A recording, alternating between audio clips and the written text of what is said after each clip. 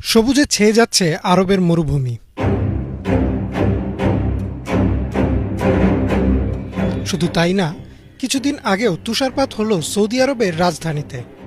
১৪০০ বছর আগে এমন ভবিষ্যৎবাণী করেছিলেন মহানবী সাল্লাল্লাহু আলাইহি ওয়াসাল্লাম।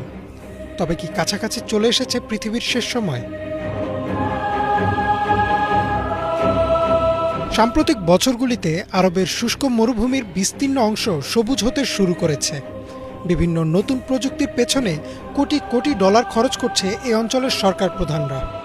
বিভিন্ন সরকারি বেসরকারি উদ্যোগে শুরু হয়েছে এই সবুজ বিপ্লব।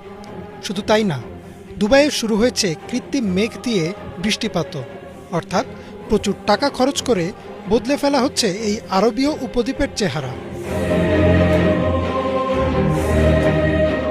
আজ থেকে প্রায় ১৪০০ বছর আগে মহানবী সাল্লাল্লাহু আলাইহি ওয়াসাল্লাম এমনই এক ভবিষ্যৎবাণী করেছিলেন। তিনি বলেন, ততক্ষণ পর্যন্ত কিয়ামত সংগঠিত হবে না যতক্ষণ না সম্পদের প্রাচুর্য এত বেশি হবে যে কেউ জাকাত দিতে চাইবে কিন্তু তা গ্রহণ করার মতো কাউকে খুঁজে পাওয়া যাবে না। আর আরব অঞ্চল ভরে উঠবে সবুজ অরণ্যে ও নদীতে।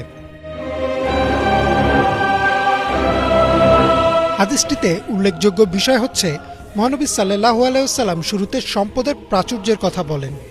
এত বেশি সম্পদ ও অর্থ আসবে মানুষের কাছে যে জাকাত দেওয়ার মতো লোকও খুঁজে পাওয়া যাবে না। এরপরেই তিনি বলেন আরব অঞ্চলের সবুজে ছেয়ে যাওয়ার কথা। বর্তমান পরিস্থিতির দিকে তাকালে দেখা যায় আরব অঞ্চল সবুজে ছেয়ে গেছে এবং এর পেছনে কারণ হচ্ছে সম্পদ। মহানবী সাল্লাল্লাহু আলাইহি ওয়াসাল্লামের আরও একটি বিখ্যাত হাদিস রয়েছে। তিনি বলেন, কিয়ামতের আগে তোমরা দেখবে খালি পায়ে বেদুইনরা একে অন্যের সাথে উঁচু দালান নির্মাণে প্রতিযোগিতা করবে। এই হাদিসটি থেকেও একটা বিষয় বোঝা যায় যে একসময় যে আরবরা একেবারে বেদুইন জীবনযাপন করত, অর্থের অভাবে একেবারে নিঃস্ব ছিল, তারা এখন একে অপরের সাথে প্রতিযোগিতায় নেমেছে যে কে কত বড় দালান তৈরি করতে পারে।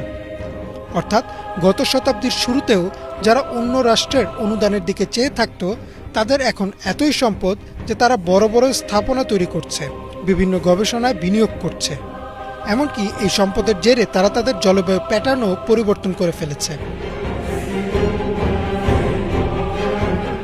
দুবাইয়ের সম্প্রতি কৃত্রিম মেঘ দিয়ে ঘটানো হয়েছে বৃষ্টিপাত। ড্রোনের সাহায্যে আকাশে কৃত্রিম মেঘ পাঠিয়ে যেখানে ইচ্ছা সেখানেই বৃষ্টিপাত করাতে পারছে তারা।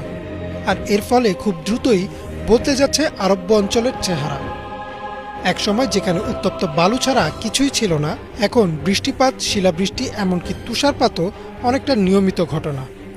তবে কি আরবের এসব পরিবর্তন পৃথিবীর ধ্বংস